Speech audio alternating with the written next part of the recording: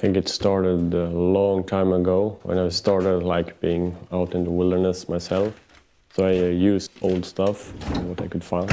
They were robust and they had like a more of a connection to it, like all the stories I've been through with them. My name is Harald and I'm a field test coordinator and product specialist. I've always collected Fjällräven gear.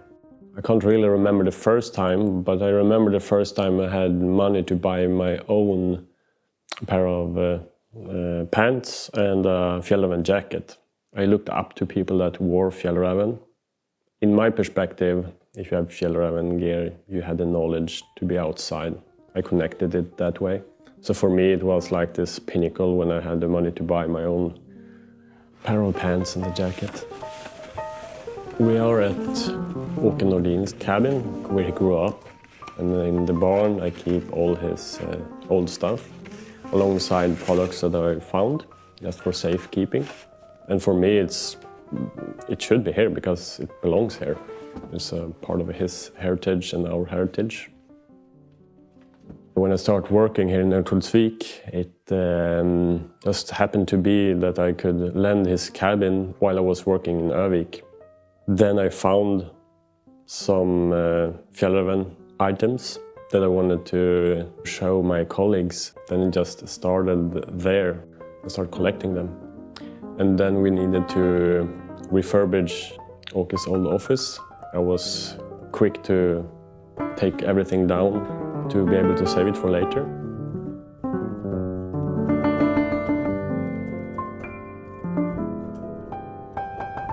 So this is the inside of an expedition jacket from before. And this is the first layer. And this is like a regular down jacket. And then they put in a second jacket inside of this. The expedition jacket is very old, but I believe this to be a bit newer because of the fabric. So I can't really say actually how old it is. It's old, nevertheless.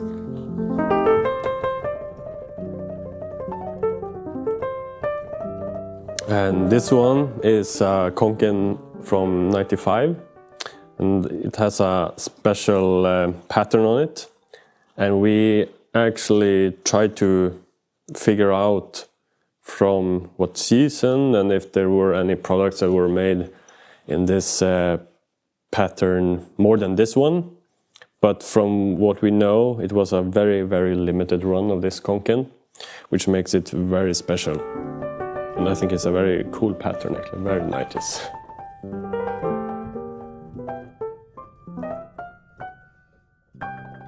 We got customers that reach out to us with our old pants and jackets and tents. As you guys can see, we have a lot of items here. But the most important is that it has a story. So it's not just me going out to a loppis or a second-hand store, just picking up the first Fjällräven item I see. It's more of a, does it have a story? And do we really want to part the item with the customer? Of course it's an issue finding stuff, but that's part of the thrill as well. So it shouldn't be easy to find them. It's usually me that's the problem, saying that, oh, you should keep it, use it even longer. Let's talk about it again in 30 years, because it looks like brand new. So I don't see the point of sending it to us when it works. But then there are the items that I find to be important in terms of our company heritage. Those ones I'm very eager to find and to get a hold of. For me it's very important because it's our heritage, and for me, being a part of Fjällräven, we have items here from the very start, and for me it's important to see where we've been in terms of products in order to be able to see what we can do going forward. When you use products, they will break eventually, no matter what product it is, but we're proud to be able to fix them and make sure that they last longer.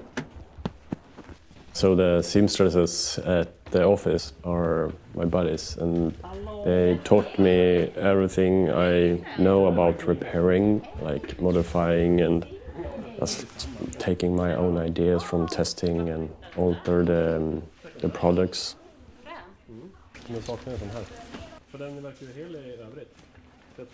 They help me when I come with vintage items that might be broken or a part is missing. They're superstars and they know everything about the product that they're working with. In the beginning they started repairing stuff, but now they think that with my knowledge that they taught me, I should be able to fix it myself, which I approve of course, because they don't have the time to fix my vintage stuff. They focus on the customers' stuff instead. But yeah, they help me a lot when it comes to the parts and they guide me towards how I should repair them, but I repair them eventually.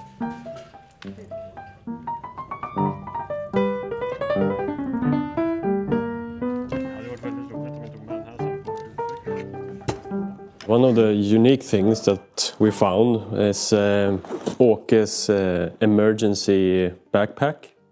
And this is super special because it's like a time capsule. It's just as the day he packed it.